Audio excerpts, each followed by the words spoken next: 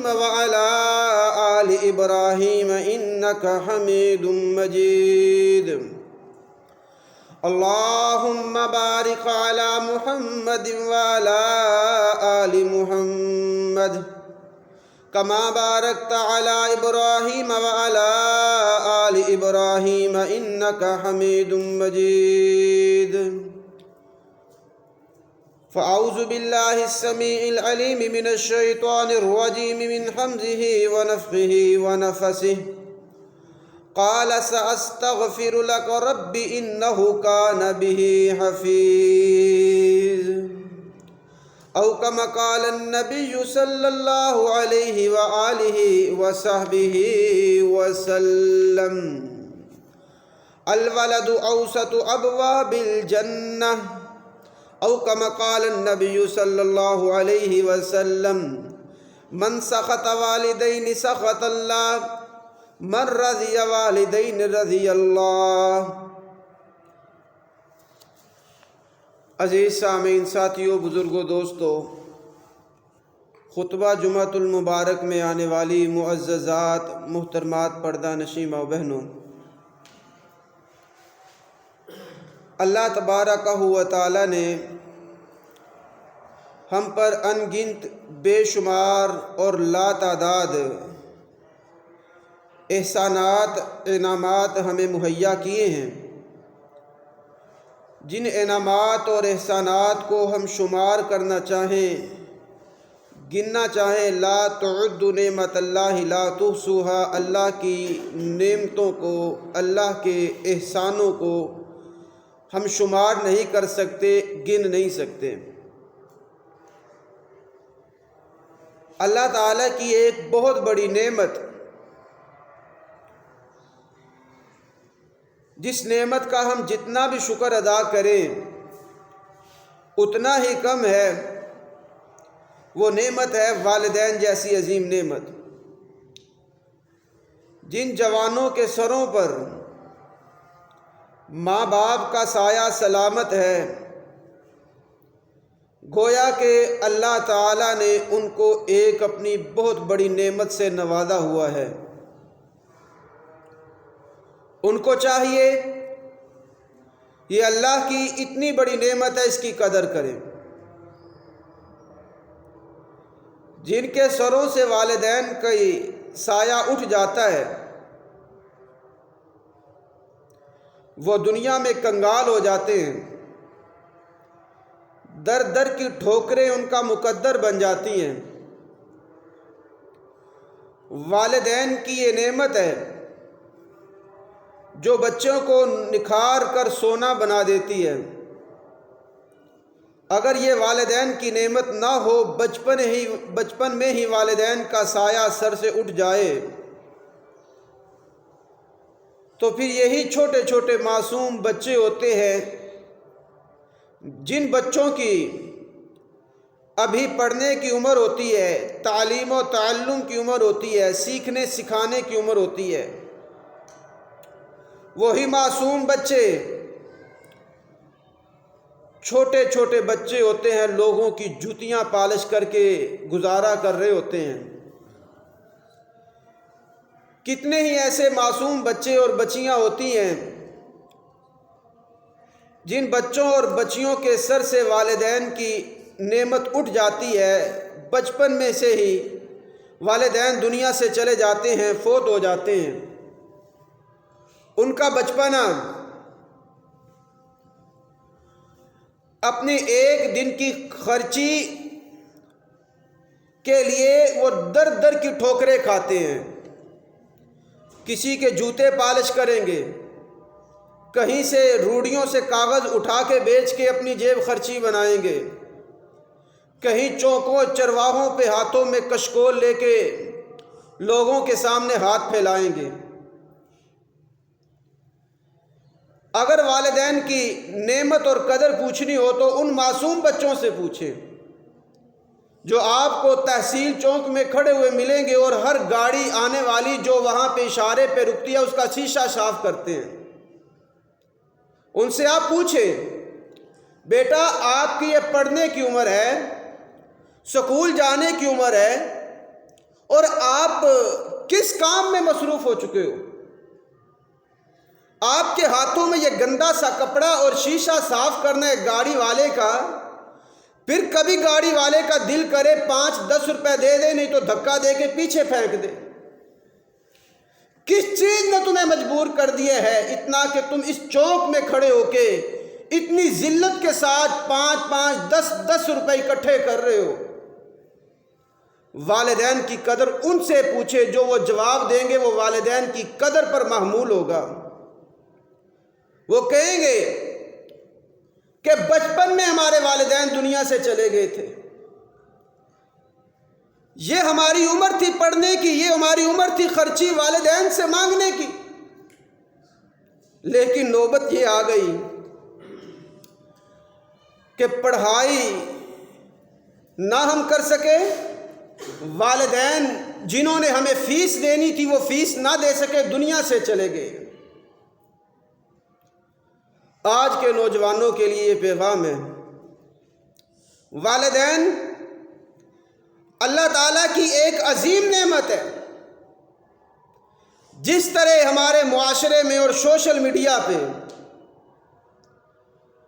عظمت ماں کی قدر کے حوالے سے ہزاروں لاکھوں خطبات ملتے ہیں شان ماں پہ، عظمت ماں پہ، اور ماں کی شان کے حوالے سے نبی کریم صلی اللہ علیہ وسلم کی صحیح احادیث اور ضعیف احادیث اور موضوع روایات بیان کی جاتی ہیں، لیکن افسوس کا مقام تب ہوتا ہے کہ جب ماں کی عظمت کو اتنا بیان کیا گیا، سینکڑوں لاکھوں کروڑوں خطبات بیانات سوشل میڈیا پہ وائرل ہیں، اور اس کے بالکل برعکس باپ ہوتا ہے۔ باپ کی عظمت پر، باپ کی شان پر، باپ کی عظمت پر اور اس کی عزت افزائی پر 100 میں سے کوئی 2-4 بیان بھی سوشل میڈیا پہ نہیں آتے، حالانکہ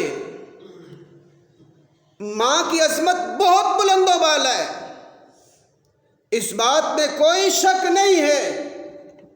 ماں کے قدموں کے تلے اللہ نے جنت رکھی ہے، اس بات میں کوئی شک نہیں ہے۔ ماں کا نافرمان جنت سے محروم ہے، اس بات میں کوئی شک و شبہ نہیں ہے۔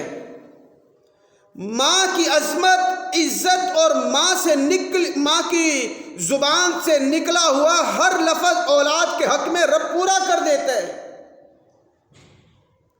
لیکن قرآن کریم نے اور نبی صلی اللہ علیہ وسلم کی حدیث نے جہاں جہاں پر بھی ماں کا تذکرہ کیا ہے وہاں پر ہی اللہ تعالیٰ نے باپ کی عظمت کا بھی ذکر کیا ہے۔ اللہ تعالیٰ نے قرآن کریم میں ماں کی عظمت کے حوالے سے 2 لفظ بولے، بِوَالِدَيْهِ بِالْوَالِدَيْنِ۔ بِوَالِدَيْهِ ماں اور باپ دونوں کی عظمت پر ہے، بالوالدین والدین تثنیہ کا صیغہ ہے، ماں اور عظمت دونوں کے لیے بولا جاتا ہے۔ اس کا غلط نتیجہ کیا نکلا؟ نوجوانوں نے ماں کی عظمت پر بیانات سنے، ماں کی بات پر اتنا اعتبار کیا، اور پھر گھروں میں مائیں بھی ایسی ہوتی ہیں، بچوں کے سامنے اس طرح کی باتیں کرنا شروع کی، تمہارے باپ نے تمہارے لیے کچھ کیا ہی نہیں ہے، تمہیں پالا ہے، پوسا ہے، بڑا کیا ہے، جوان کیا، پڑھایا لکھایا، تمہیں تربیت دی، کاروبار دیا، جاب دی۔ ماں کہتی ہے میں نے دی، تمہارا باپ تو تمہیں دھکے ہی دیتا رہا ہے۔ اور پھر اولاد دوسری طرف معاشرے میں عظمت ماں سن کر بس انہوں نے یہ سمجھ لیا کہ جو ماں کہے وہی حکم ماننا ہمارے اوپر ضروری ہے، باپ کو اس لیے حقیر جان دیا، حقیر چھوڑ دیا اور باپ کو نظر انداز کر دیا، اور اس کا غلط نتیجہ یہ نکلا کہ آج باپ کی عظمت منبر و محراب پہ بیان نہیں ہوتی، ماں کی عظمت کو بیان کیا گیا۔ اولادیں ماں کے پیچھے لگ کے باپ حقیر سمجھنے لگ گئی، اولادیں ماں کے پیچھے لگ کے باپ کو گھروں سے نکال دیا، یہ نوبت آ گئی۔ حالانکہ اللہ تعالیٰ نے جتنا ماں کا مقام، ماں کی عظمت، ماں کی شان رکھی ہے، اتنی ہی باپ کی شان، باپ کی عظمت، باپ کا مقام رکھا ہے۔ اور یاد رکھو، نبی کریم صلی اللہ علیہ وسلم کی حدیث کی روشنی میں روزے روشن کی طرح یہ بات واضح ہے، میں منبر پہ کھڑے ہو کے بات کہہ رہا ہوں، جو عورت اپنی اولاد کو اپنے باپ کے خلاف، یعنی اپنے شوہر کے خلاف، اپنی اولاد کو اپنے شوہر کے خلاف اکساتی ہے اور یہ کہتی ہے کہ تیرے باپ نے تمہارے لیے کیا کیا ہے، سارا کچھ تو میں نے کیا ہے، وہ عورت نبی صلی اللہ علیہ وسلم کی حدیث کی روح سے وہ عورت جہنمی ہے، اگرچہ نمازیں بھی پڑھے، روزے بھی رکھے، حج بھی کرے، جہاد بھی کرے، جو مرضی کرے، وہ عورت جہنمی ہے۔ عورت ہو شوہر کی مخالفت، وہ عورت دیندار نہیں ہے۔ اسی طرح باپ کی عظمت اللہ تعالیٰ نے جو بیان کی ہے، بتائی ہے، ان کی شان اور عزت اللہ تعالیٰ کے قرآن نے جو بیان کی ہے، اتنی زیادہ ہے، اتنی زیادہ ہے، اس کے لیے کئی خطبات جمعۃ المبارک درکار ہیں۔ اختصار سے چند ایک باتیں آپ کے سامنے ذکر کروں گا۔ اگر ماں اور باپ دونوں کا گھر کے کسی معاملے میں آپس میں کوئی جھگڑا ہو جاتا ہے، اختلاف پیدا ہو جاتا ہے، اب اولاد شکوک و شبہات کا شکار ہو جاتی ہے۔ اولاد کیا کرے؟ ماں کی بات مانے یا باپ کی بات مانے؟ ماں کچھ اور کہہ رہی ہے، باپ کچھ اور کہہ رہا ہے، اولاد کس کی طرف جائے گی؟ ماں کی بات مانے گی یا باپ کی بات؟ اگر سوشل میڈیا پہ دیکھا جائے تو وہ یہی کہیں گے کہ ماں کی بات مانیں گی۔ اگر قرآن کی طرف دیکھا جائے تو قرآن کا یہ حکم ہے، الرجال قوامون علی النساء۔ اللہ تعالیٰ نے باپ کو حکم کے لحاظ سے اللہ تعالیٰ نے باپ کو نگران بنا دی ہے۔ جو باپ کا حکم ہے اس کے اندر ماں کے حکم سے زیادہ پاور ہے، طاقت ہے، اور اللہ تعالیٰ نے یہی فرمایا کہ باپ کا حکم ماننے کا۔ جس گھر کے اندر ماں کا حکم چلتا ہے، باپ کی مرضی کے خلاف چلتا ہے، وہ گھر تباہ ہو جاتا ہے، اور جس گھر کے اندر ماں کا حکم چلتا ہے لیکن اپنے شوہر کی مرضی کے مطابق چلتا ہے، وہ گھر جنت اللہ بنا دیتا ہے۔ وہاں پہ بھی حکم عورت کا، ادھر بھی حکم عورت کا، ایک طرف حکم عورت گھر میں چلا رہی ہے لیکن شوہر کی مرضی کے خلاف چلا رہی ہے، وہ عورت، وہ گھر برباد ہو رہا ہے، گھر جہنم بن رہا ہے۔ دوسری طرف یہی عورت ہے، شوہر کی اطاعت اور فرما برداری اور مشورے کے ساتھ گھر کے اندر آرڈر کرتی ہے، حکم چلاتی ہے، یہی گھر جنت بنا دیتا ہے اللہ تعالیٰ۔ اسی طرح نبی صلی اللہ علیہ وسلم کی حدیث ہے جس کا مفہوم یہ ہے، نبی صلی اللہ علیہ وسلم نے فرمایا، اس عورت کے لیے اللہ نے جنت کو حرام کر دیے جو عورت اپنے شوہر کے خلاف اپنی اولاد کو اکسائے۔ وہ عورت اگر رشتہ دار، ہمسائے، برادری والے، محلے والے اولاد کو اپنے باپ کے خلاف یا ماں کے خلاف اکساتے ہیں تو پھر بالاولیٰ ان کے اوپر بھی جنت حرام ہے۔ عزیز بھائیوں، ماں باپ کے حوالے سے 3 باتوں کو میں بیان کرنے جا رہا ہوں۔ پہلی بات کہ جن جوانوں کے سروں پر والدین کا سایہ سلام نہیں رہا، فوت ہو گئے ہیں، ان کے لیے 2 باتیں جو رسول اللہ صلی اللہ علیہ وسلم کی حدیث سے ملتی ہیں۔ پہلا، والدین کی عزت اور عظمت یہی ہے کہ والدین دونوں میں سے کوئی ایک، ماں یا باپ، دنیا سے چلے گئے، فوت ہو گئے، تو ان کی وفات کے بعد ان کے لیے مرتے دم تک اولاد ان کی مغفرت کے لیے، بخشش کے لیے، درجات کی بلندی کے لیے دعائیں کرتی رہے۔ پہلی بات، والدین میں سے ماں یا باپ دنیا سے چلے گئے، فوت ہو گئے، اولاد زندہ ہے، اور جب تک اولاد زندہ ہے قرآن کا یہ فیصلہ، نبی کی حدیث کا یہ فیصلہ ہے کہ اولاد والدین کے لیے مغفرت کی دعا کرتے رہیں، بخشش کی دعا کرتے رہیں، درجات کی بلندی کی دعا کرتے رہیں۔ دوسرا کام، والدین فوت ہو چکے ہیں، اولاد نے کیا کرنا ہے؟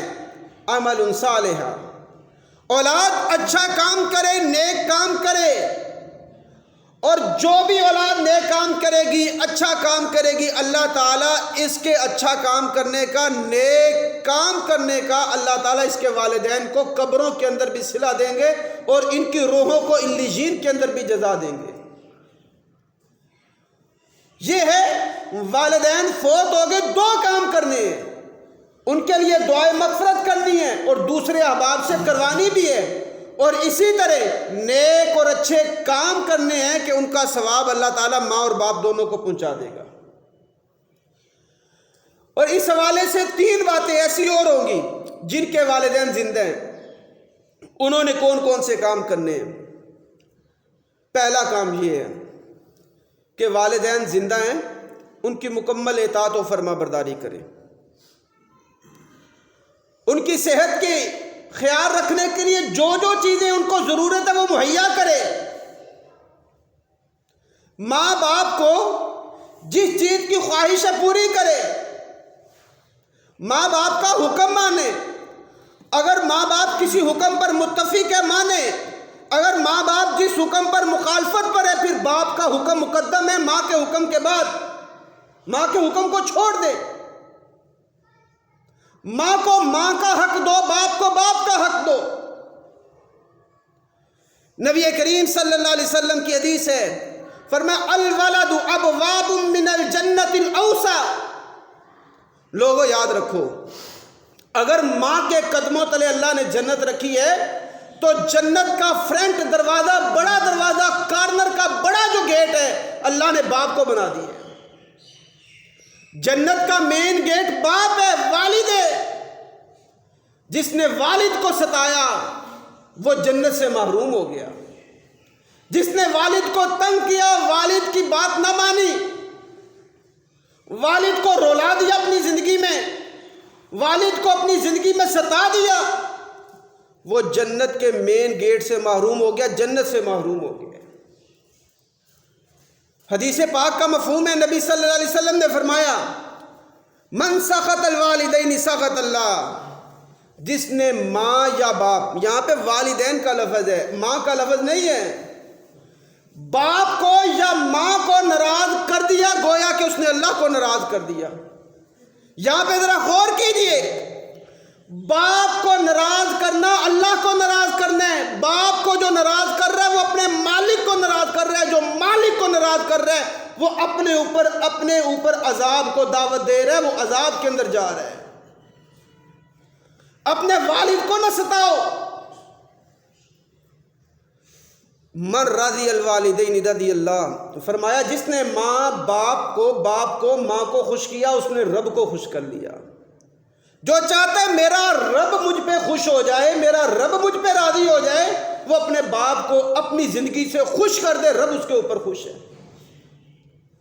اپنے ایسی ماں باپ کی خدمت کرے کہ ماں باپ اس کے اوپر خوش ہو جائیں تو رب خوش ہو جاتا ہے۔ ایسے اس کے کالے کرتوت ہو جائیں کہ ماں باپ اس کے ساتھ ناراض تو اس کا رب اس کے ساتھ ناراض ہے۔ اللہ تعالیٰ نے قرآن کریم میں جناب نوح علیہ السلام کا واقعہ بیان کیا ہے بڑی تفصیل کے ساتھ، اور اس واقعے میں اللہ تعالیٰ نے باپ کی اپنی اولاد کے ساتھ جو محبت ہوتی ہے وہ بیان کی ہے۔ ایک باپ کی اپنے بیٹے سے، اپنی بیٹی سے کتنی محبت ہے، کتنی شفقت ہے، وہ بیان نہیں کی جا سکتی۔ نوح علیہ السلام کا واقعہ اللہ نے بیان کیا۔ نوح علیہ السلام کے قوم کے اوپر سیلاب آیا، اپنے بیٹے کو نوح علیہ السلام نے کہا میرے بیٹے تو اللہ کی عبادت شروع کر لے، اس بات کا اقرار کر لے اللہ کے علاوہ کوئی مشکل کشا حاجت روا نہیں، تو سیلاب سے بچ جائے گا۔ بیٹا کہنے لگا نہیں ابا جان، ایسا نہیں ہوگا، میں جب سیلاب آئے گا، طوفان آئے گا، ارقب معنا یا بنیا ارقب معنا، باپ آوازیں دے رہے نو، میں نے یہ کشتی تیار کی ہے، بیٹا میرے ساتھ سوار ہو جا، سیلاب سے بچنا چاہ رہا ہے، بچ جائے گا تو میں بچا لوں گا، میں تیرا باپ ہوں، تو میرا بیٹا ہے۔ لیکن بیٹا کہتا ہے میں ابا تیرے ساتھ سوار نہیں ہوں گا، بلکہ میں پہاڑ کی چوٹی پہ چڑھ جاؤں گا، یہ پہاڑ مجھے بچا لیں گے سیلاب سے۔ تو نوح علیہ السلام نے کیا فرمایا؟ قال لا عاصمین اليوم، آج کوئی کسی کو بچانے والا نہیں ہے، بیٹا میری بات مان۔ باپ نوح ہے اور بیٹا مشرک ہے، باپ کی محبت بیٹے سے اتنی ہے، بار بار کہہ رہے ہیں بیٹا میری کشتی میں آ جا، میری کشتی میں آ جا، بیٹا باپ کی بات نہیں مان رہا۔ اب اللہ تبارک و تعالیٰ نے کیا کیا؟ بیٹے کو جب باپ کا حکم نہ مانا، پانی کے اندر، سیلاب کے اندر غرق کر دیا، تباہ و برباد کر دیا۔ یہاں پہ ایک نکتے کی بات یہ ہے، جو اولاد، جو بچے یا بچیاں اپنے باپ کی بات نہیں مانتے، جس طرح نوح پیغمبر علیہ السلام کے بیٹے نے اپنے باپ کی بات نہیں مانی تھی، وہ غرق ہو جاتی ہیں، تباہ ہو جاتی ہیں۔ اس دور کا سیلاب پانی کا سیلاب تھا، باپ کی بات نہ ماننے والا پانی کے سیلاب کے اندر غرق ہوا، تباہ ہوا، برباد ہوا۔ آج کا نوجوان جو باپ کی بات نہیں مانتا، وہ نشے کی حالتوں میں غرق ہو جاتا ہے، وہ گندی یاریوں کے اندر غرق ہو جاتا ہے، عشق و معشوقی کے چکر میں تباہ و برباد اپنا مال کر دیتا ہے، اپنی جوانی کا ستیہ ناش کر دیتا ہے۔ وجہ کیا بنتی ہے کہ باپ کی مخالفت ہے، باپ کی بات نہیں مان رہا۔ اور یہ باپ ہوتے جس کی بات مان کر بچہ نکل کر سنور کر سامنے آ جاتا ہے، اور یہی باپ ہوتا ہے جس کی مخالفت کر کے بچہ تباہ و برباد ہو کے رہ جاتا ہے۔ اور اسی طرح اللہ تبارک و تعالیٰ نے یہی نوح علیہ السلام کا آگے واقعہ بیان کیا، جب بیٹا غرق ہو گیا، تباہ ہو گیا، نوح علیہ السلام کو اس پہ بڑا صدمہ تھا، بڑا افسوس تھا، اللہ سے شکوہ کیا، اے اللہ میرا بیٹا تھا، تو نے میرے ساتھ وعدہ کیا تھا کہ میں تیرا جو بھی تو مجھ پہ قسم ڈالے گا میں پوری کروں گا، میں تجھ پہ قسم ڈال رہا ہوں کہ میرے بچے کو بچا لے۔ اللہ تعالیٰ نے تنبیہ کر دی، نوح پیغمبر نہیں، تیرا بیٹا لیسا لک لأہلک، یہ تیرا بیٹا تیرے اہل میں سے نہیں ہے، تیرے خاندان میں سے نہیں ہے، تیرے گھر والوں سے نہیں ہے، کیوں تیری بات نہیں مانتا۔ اور دوسری تنبیہ ساتھ ہی کر دی، اے نوح اپنے بیٹے کے لیے آج کے بعد کبھی سفارش بھی نہ کرنا، بیٹے کے لیے آج کے بعد کبھی سفارش نہ کرنا۔ تیسری تنبیہ اللہ تعالیٰ نے کی، اے نوح پیغمبر اگر بیٹے کے لیے دوبارہ تو نے سفارش کی تو تجھے میں جاہلوں میں سے کر دوں گا۔ اب باپ کا کلیجہ دیکھیں، باپ کی اپنے بیٹے سے محبت دیکھیں۔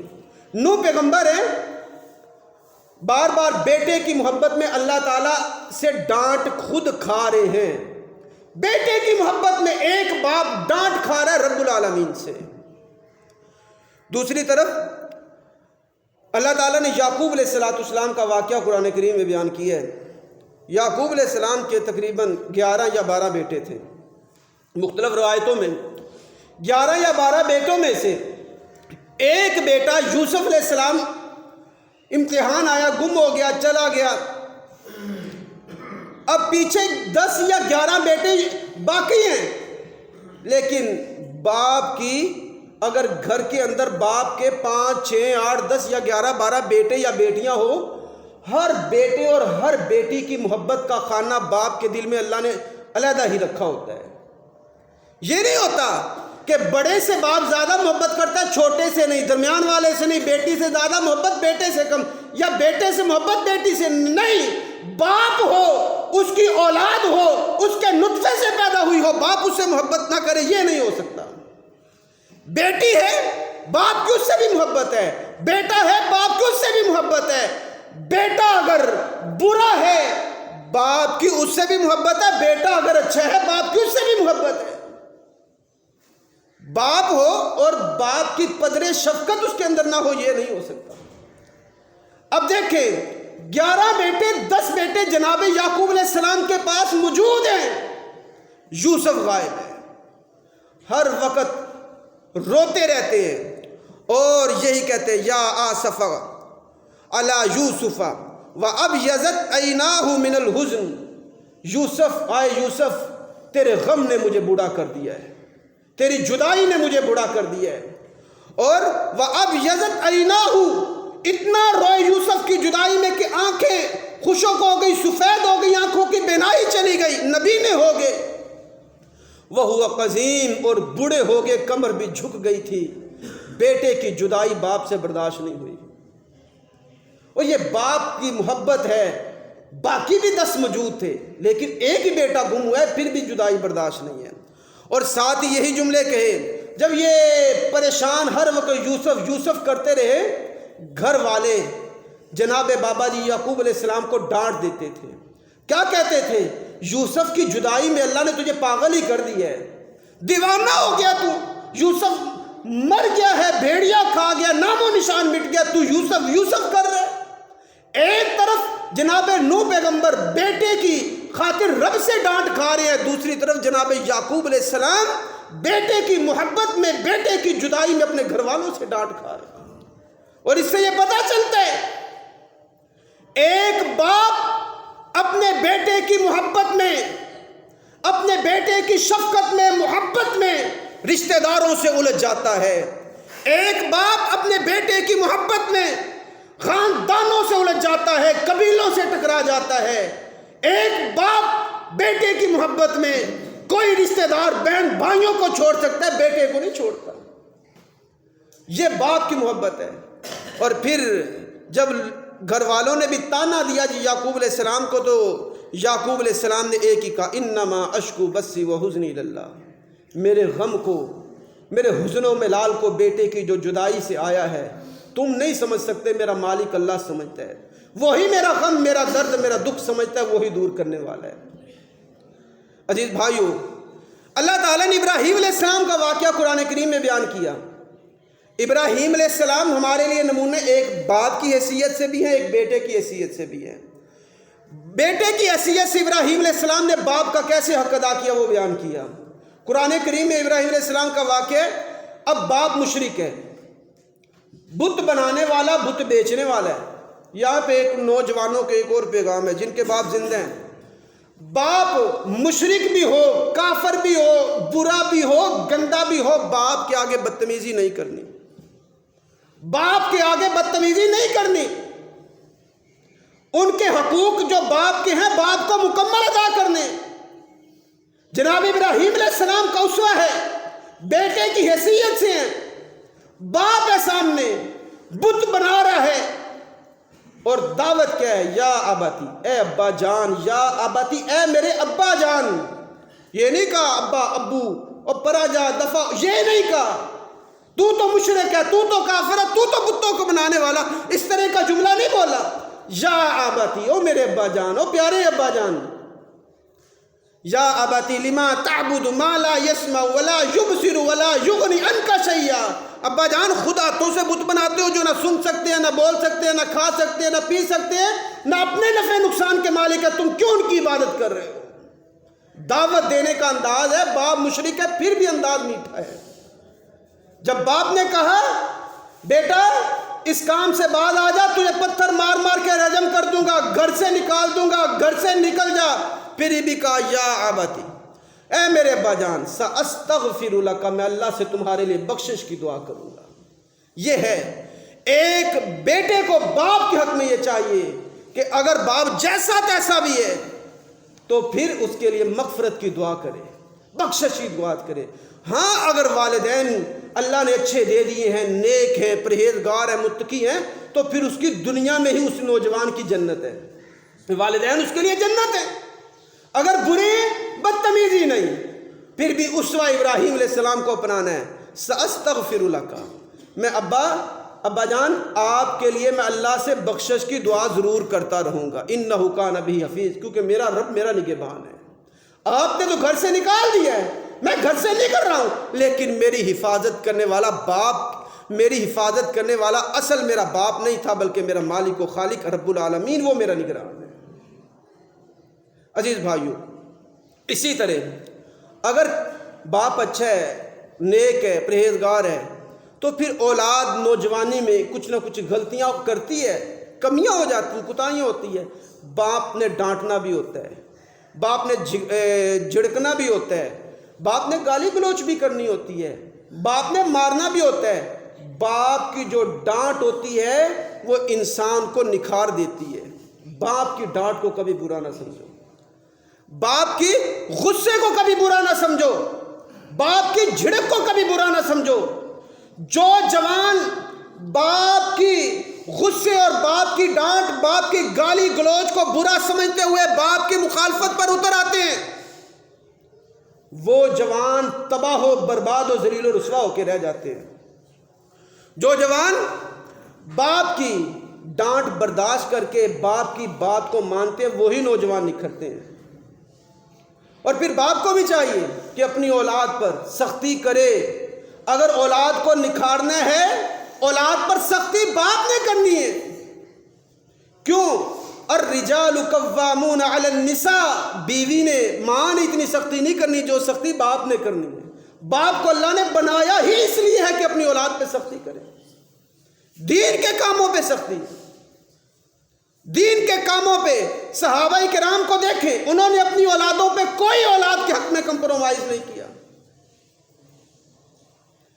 اگر ایک باپ اپنی اولاد پر سختی نہیں کرتا وہ کبھی سدھر نہیں سکتا۔ دیکھیے، میں آپ کے سامنے کھڑا ہوں، اس منبر پہ کھڑا ہوں، میرے والد نے اتنی سختی مجھ پہ کی ہے کہ 7 سال کے لیے گھر سے مجھے نکالا اور دور مدرسوں میں جا کے پڑھتا رہا ہوں، مدارس کی زندگی گزاری ہے۔ اگر والد کی محبت اتنی ہی غالب ہوتی کہ ہر وقت گود میں، نظروں سے اوجھل نہیں کرنا، نظروں سے پیچھے نہیں کرنا، گھر سے نہیں نکالنا، بس میرا لاڈلا، میرا چہیتا، میرا بیٹا ہے، بس کچھ نہیں کہنا، جو مرضی کہتے رہے، جو مرضی کرتا رہے، جائے فلموں پہ، جائے ڈراموں پہ، بے حیائی کرے، فحاشی کرے، موبائل دیکھے، نہیں میرا بیٹا ہے، مجھے اس پہ اعتبار ہے، کچھ نہ کہوں میں اس کو، پھر وہی اولاد بگڑ جاتی ہے، وہی اولاد بگڑ جاتی ہے۔ اور معاشرے میں وہ اولاد سنوری ہے، اچھی ہوئی ہے، نکھری ہے وہ اولاد جن کی باپوں نے ان کے اوپر اچھی سختی کی ہے اور ان کی تربیت کی ہے۔ اور اسی طرح سیدنا ابو بردہ الاسلمی رضی اللہ تعالیٰ عنہ صحابی رسول ہیں، ان کے پاس سیدنا عبداللہ بن عمر رضی اللہ تعالیٰ عنہما آتے ہیں، سیدنا عمر بن خطاب کے بیٹے عبداللہ آتے ہیں، آ کے بیٹھ گئے اور آ کے کہنے لگے کہ اے ابو بردہ، بوڑھے ہو چکے ہو آپ، لیکن آپ میرے والد کے دوست ہو، میں یہ بات پسند کرتا ہوں کہ میں آپ کی اسی طرح عزت کروں جس طرح اپنے باپ عمر کی عزت کیا کرتا تھا۔ کیا کیا؟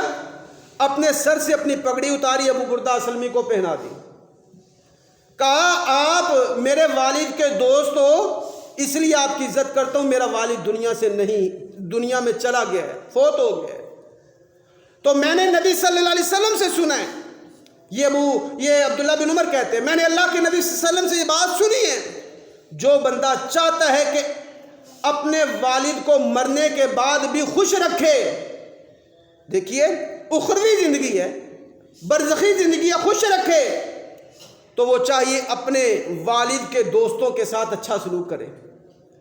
اب دیکھیں، باپ کے فوت ہونے کے بعد باپ کے دوستوں کے ساتھ اچھا سلوک کرنا، یہی عبداللہ بن عمر، صحیح مسلم کی روایت ہے، جا رہے تھے اور ان کے ساتھ بہت بڑے تابعی تھے، عبداللہ بن دینار رحمۃ اللہ علیہ، 200 حدیثوں کے راوی ہیں۔ جاتے جاتے کیا دیکھتے ہیں؟ جائے رابیجن الصوب الغلیظہ، ایک ایسا پینڈو سا بندہ سامنے آ گیا جس کے کپڑے بھی پھٹے پرانے اور گندے غلیظ کپڑے تھے۔ تو عبداللہ بن عمر اپنی سواری پہ سوار، امامہ باندھا ہوا تھا، تو کیا دیکھتے ہیں؟ جب جیسے ہی انظر الی الرجل الی ثوب الغلیظہ، جب اس بوڑھے پہ نظر پڑی، اس پینڈو پہ نظر پڑی جس کے کپڑے پھٹے پرانے تھے، فوراً اپنی سواری سے نیچے اتر آئے اور اس کو نیچے اترے، وہ پیدل جا رہا تھا، اپنا جوتا اتارا، اس بوڑھے پینڈو کو پہنا دیا، اپنی پگڑی اتاری، اس کے سر کے اوپر رکھ دی، اپنی سواری کی لگام اس کو پکڑا دی۔ تو عبداللہ بن دینار جو عبداللہ بن عمر کے شاگرد ہیں، کہتے ہیں عبداللہ بن عمر آپ نے اس پینڈو کو اتنا پروٹوکول، اتنی عزت دی، اپنا جوتا بھی دے دیا، اپنی پگڑی بھی دے دی، اپنی سواری بھی دے دی، یہ کیوں کیا اس کے ساتھ؟ چند درہم و دینار دے دیتے، یہ تو منگتا تھا، اس نے راضی ہو جانا تھا۔ عبداللہ بن عمر عبداللہ بن دینار کو کہنے لگے ابن دینار، یہ میرے باپ کا، ذرا الفاظ سننا عبداللہ بن عمر کے، یہ میرے باپ کے دوست کا بیٹا ہے، میرے باپ کے دوست کا بیٹا ہے، تو میرا باپ اس کے باپ کی عزت کرتا تھا اور میں اپنے باپ کے دوست کے بیٹے کی عزت کرتا ہوں۔ یہاں پہ دیکھیں الفاظ ذرا، باپ کے دوست کے بیٹے کی عزت عبداللہ بن عمر نے ایسے کی ہے، صحیح مسلم کی روایت ہے۔ لیکن آج سکا باپ گھر کے اندر دوائی کے لیے بیٹے سے پیسے مانگے تو جھڑک کے پیچھے کر دیتے ہیں اس کو۔ سکا باپ بیٹے سے 1 سے 2 مرتبہ کوئی چیز مانگ لے تو باپ کو گالیاں دینے پہ اتر آتے ہیں۔ تو یہ صحابہ کرام تھے جو باپ کے ساتھ اور باپ کے دوستوں کے ساتھ اور باپ کے دوستوں کے بیٹوں کے ساتھ بھی عزت سے پیش آتے تھے، ادب و احترام کیا کرتے تھے۔ نبی صلی اللہ علیہ وسلم سے کسی نے پوچھا، اے اللہ کا نبی، میرا والد دنیا سے چلا گیا، فوت ہو گیا، اب میں والد کے ساتھ حسن سلوک کروں تو کیسے کروں؟ فرمایا اس کے والد کے جو دوست ہیں ان کے ساتھ حسن سلوک کر، گویا کہ تو اپنے والد کے ساتھ حسن سلوک کر رہے۔ اسی طرح عزیز بھائیوں، ایک واقعہ ہے، ایک نوجوان نے اپنے والد کی بڑی خدمت کی۔ جو بھی باپ زبان سے الفاظ نکالتا وہ فوراً پورا کرتا اور ہر طرح کی خدمت کرتا رہا۔ ایک دن بیٹا کہنے لگا، ابا جان، میں نے آپ کی محبت کا حق ادا کر دیا، جتنی آپ کو میرے ساتھ محبت تھی میں نے اس کا حق ادا کر دیا ہے۔ باپ بھی کچھ سمجھدار تھا، کہنے لگا، بیٹا آپ نے بھی میری محبت کا حق ادا نہیں کیا۔ کہا نہیں ابا جان، جو بھی آپ کہتے ہیں میں فوراً بات مانتا ہوں، آپ کی ہر آرزو ہر خواہش پوری کرتا ہوں، پھر بھی آپ کہہ رہے کہ میں نے حق ادا نہیں کیا۔ ہاں بیٹا تو نے حق ادا نہیں کیا۔ کہا اچھا ابا جان، جو چیز آپ مانگنا چاہو مانگ لو، میں آپ کی دنیا میں ہی آپ کی محبت کا حق ادا کرنا چاہتا ہوں۔ باپ کہنے لگا اچھا چلو جی ٹھیک ہے، آدھا کلو سیب لے کے آؤ ذرا۔ بیٹا بھاگ کے گیا کہ یہ کوئی مشکل کام، آدھا کلو سیب لے کے آ گیا۔ شاپر پکڑا، کہتے ہیں بیٹا پہاڑی پہ بیٹھ کے کھانے ہیں سیب۔ پہاڑی پہ چلے گئے، باپ کھڑا ہو گیا پہاڑی کی چوٹی پہ، بیٹے کو بھی ساتھ کھڑا کیا، ہاتھ سے سیب گرا دیا۔ سیب گرتا گرتا نیچے آیا، بیٹے کو کہا بیٹا وہ سیب اٹھا کے لا۔ بیٹا سیب اٹھا کے لایا، آدھے پونے گھنٹے کے بعد پھر اوپر آتا ہے، باپ کو سیب دیتا ہے، پھر وہ باپ نیچے پھینک دیتا ہے، پھر وہ اٹھا کے لاتا ہے، پھر وہ اوپر آتا ہے۔ کچھ 3 دفعہ ایسا کیا، بیٹا تھک گیا تھا۔ اب بیٹے کو غصہ آ گیا، ابا جان یہ کیا کر رہے ہو؟ میں سیب لا کے دیتا ہوں، آپ کے ہاتھوں سے نیچے گر جاتا، پکڑا بھی نہیں جاتا سیب۔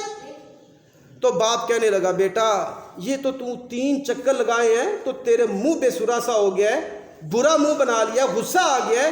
تو جب بچپن میں تھا کھیلا کرتا تھا، تیری گیند چھت سے نیچے گر جاتی تھی، 40 دفعہ اٹھا کے نیچے سے میں اوپر لے کے آتا تھا، میں نے تو تجھے کبھی ایسے نہیں کہا تھا۔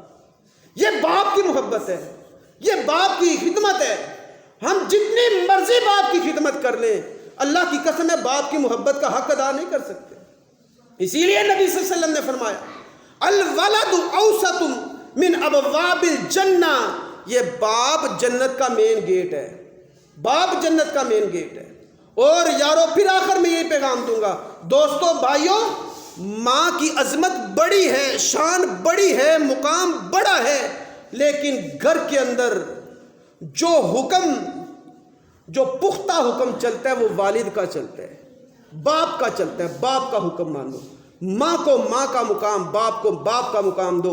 اللہ تبارک و تعالیٰ سے دعا ہے جو سنا اس پہ عمل کرنے کی توفیق عطا فرمائے۔ وما توفیق الا باللہ۔